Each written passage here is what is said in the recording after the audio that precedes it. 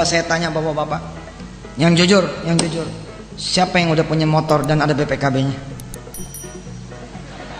Nggak mungkin nggak ada.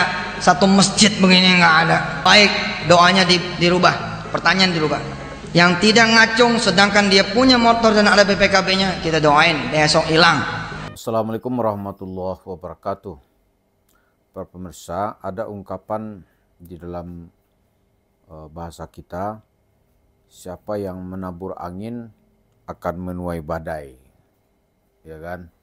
Ungkapan ini tentu saja lahir dari proses perjalanan sejarah yang panjang di dalam kehidupan masyarakat kita. Misalnya sekarang ini lagi dipanggil mantan Menteri Menristek, ya, Menteri Pendidikan dan Riset dan Teknologi, Mendikristek, Nadiem Makarim. Itu tuduhan yang dibuat oleh penyidik dan ini kejaksaan itu nggak tanggung-tanggung. 9,9 triliun di dalam kasus pengadaan laptop ketika yang bersangkutan menjadi Menteri Pendidikan di era pemerintahan Jokowi.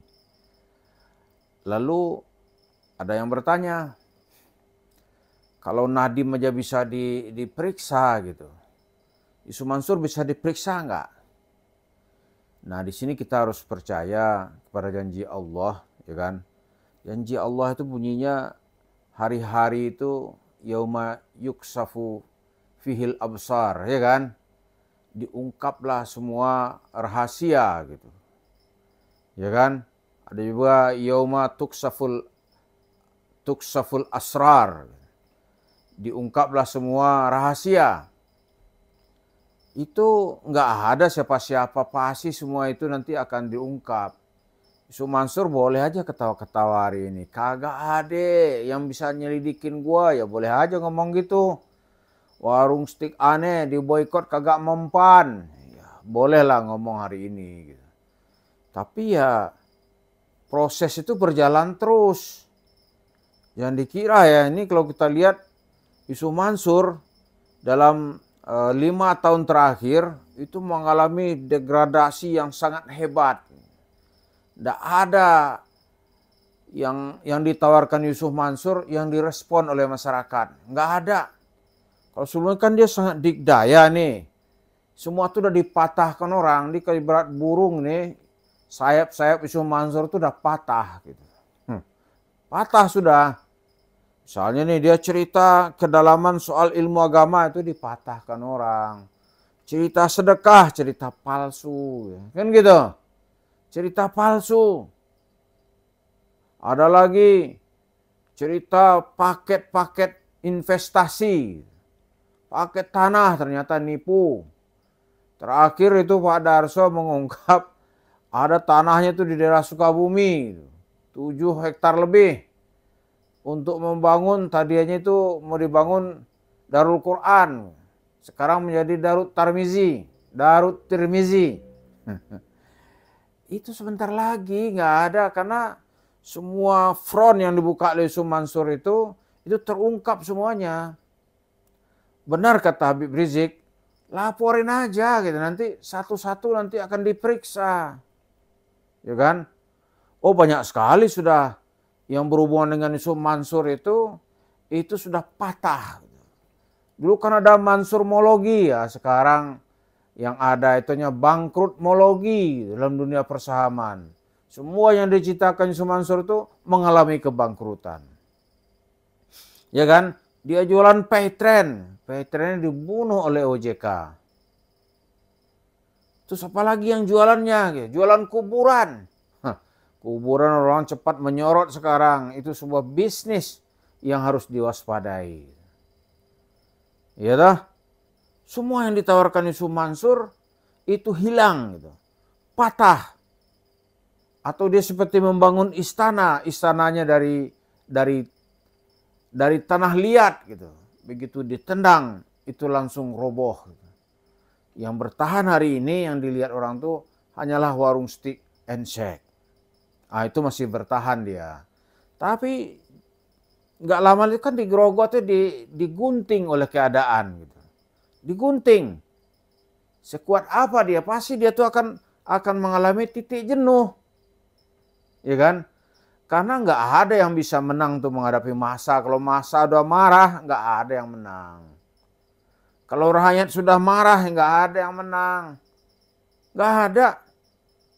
Dan itu menjadi pisau analisa, ini rakyat udah marah belum? Gitu. Kalau rakyat udah marah ya orang biasanya kabur. Ya kan? Kayak sekarang nih ribut di Timur Tengah. Pegawai-pegawai dievakuasi, orang lihat ini tentara sama rakyatnya sudah berantem belum? Gitu. Kalau belum, mungkin masanya masih panjang. Nah, isu Mansur juga begitu. Rakyat udah marah belum? Kalau kita sekarang udah marah di mana-mana. Hanya menunggu momentum gitu.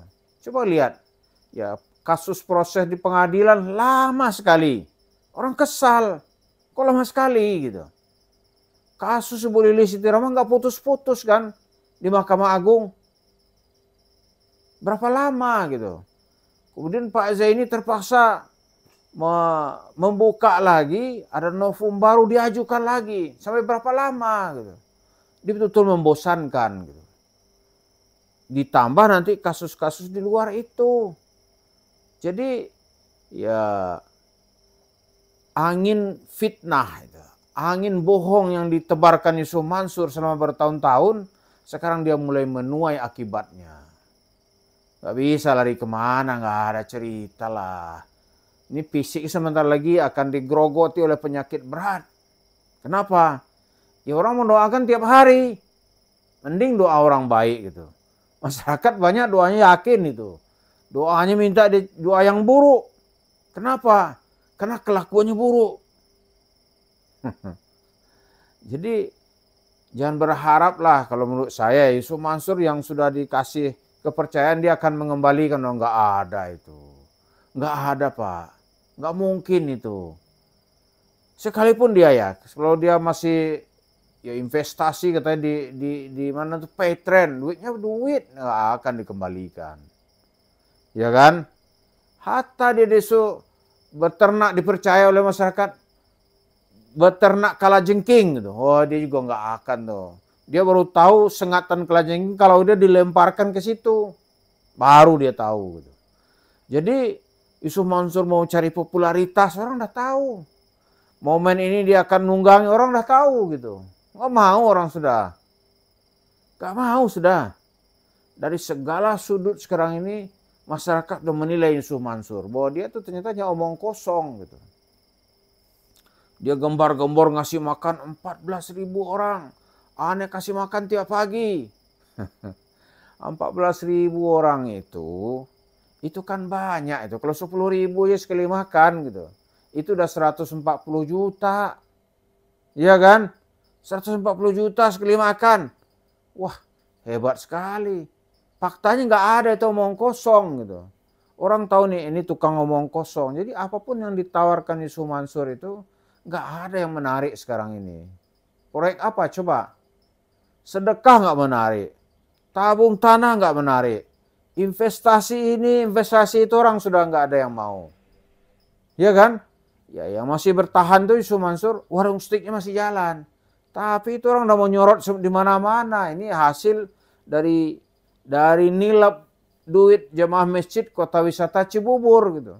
Dan jemaah masjid juga yakin dia. Sesuai dengan fakta-fakta gitu. Kok habis dapat duit dari kami dia langsung menghilang, muncullah warung steak. Duit dari mana 55 miliar gitu.